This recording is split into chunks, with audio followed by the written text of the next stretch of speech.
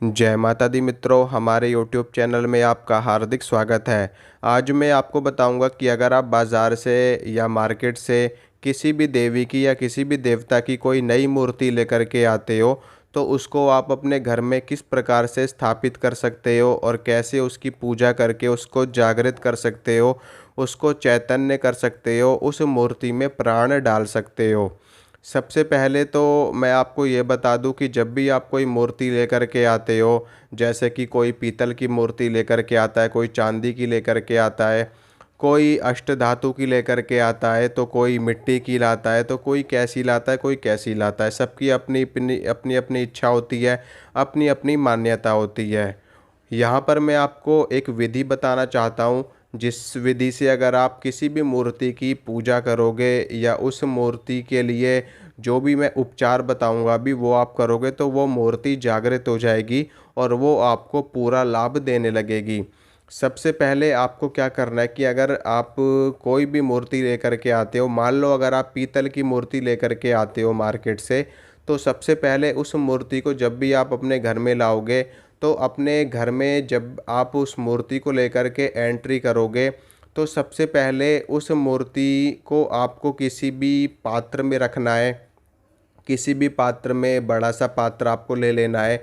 उस पात्र में आपको मूर्ति को रखना है। मूर्ति को सबसे पहले शुद्ध जल में थोड़ा सा शुद्ध जल आपको लेना है, उसमें थोड़ा सा गंगा जल मिलाना है। उससे आपको मूर्ति को स्नान करवाना है।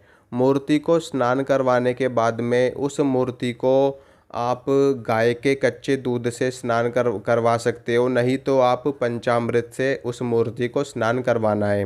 पंचामृत अगर आपको नहीं मिलता तो आप गाय का कच्चा दूध लोगे, ठीक है।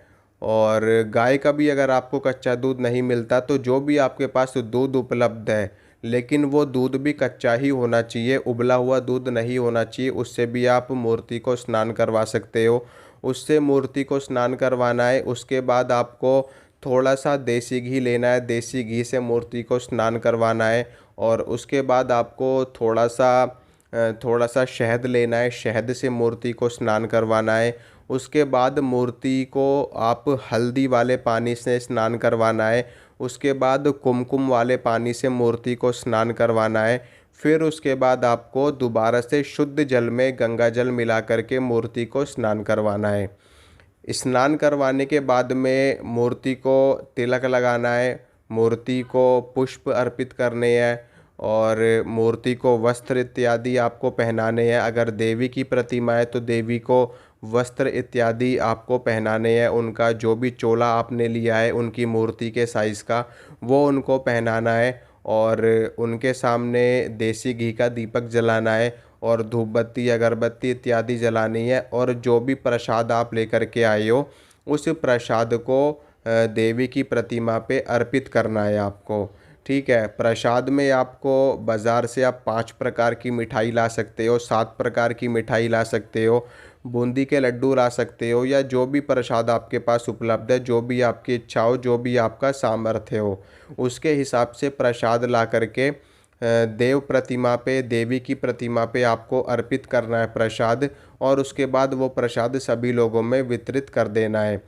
देव प्रतिमा की पूजा और उनका स्वागत भी बिल्कुल उसी प्रकार से किया जाता है कि जैसे आप किसी मूर्ति को नहीं, आप स्वयं भगवान को अपने घर लेकर के आए हो। आपको इसी भाव से मूर्ति को लेकर के आना है बाहर से, कि आप मूर्ति को नहीं, आप भगवान को लेकर के आ रहे हो। आप किसी जिस प्रकार से आप अपने रिलेटिव्स का, अपने रिश्तेदारों का स्वागत करते हो, अपने मित्रों का स्वागत करते हो, अपने जान पहचान वालों का स्वागत करते हो, उससे भी अच्छा स्वागत अपने भगवान के लिए आपको करना है, ताकि बिल्कुल एक जीता जागता स्वरूप आपके घर में उनका विराजमान हो जाए।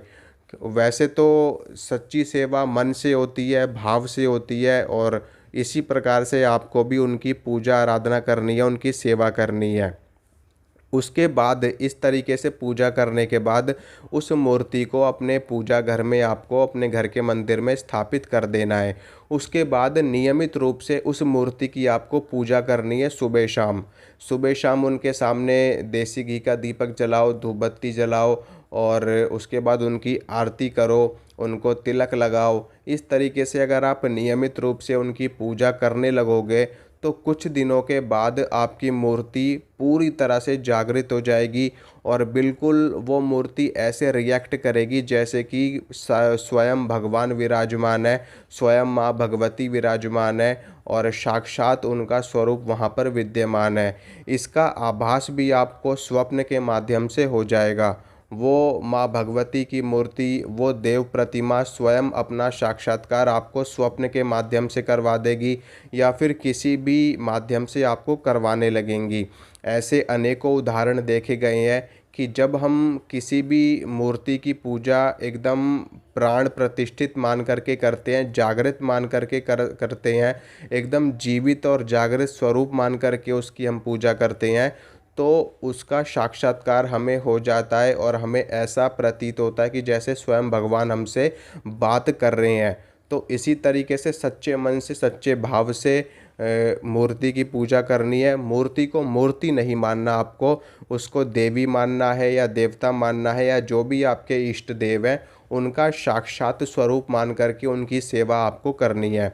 और फिर देखना कैसे आपके जीवन में चमत्कार होते हैं, कैसे आपका जीवन बदलता है और आपके कैसे सारे कार्य सिद्ध होते हैं। तो इस प्रकार से आपको मूर्ति को स्थापित करना है और जागृत करना है। तो आशा करता हूँ दोस्तों जो जानकारी मैंने आपको दी है अच्छी लगी है, पसंद आई होगी। तो वीडियो को लाइक करना, शेयर करना और चैनल को सब्सक्राइब करना ताकि मैं जो भी वीडियो डालूँ उसकी नोटिफिकेशन आपको तुरंत मिल सके। जय माता दी।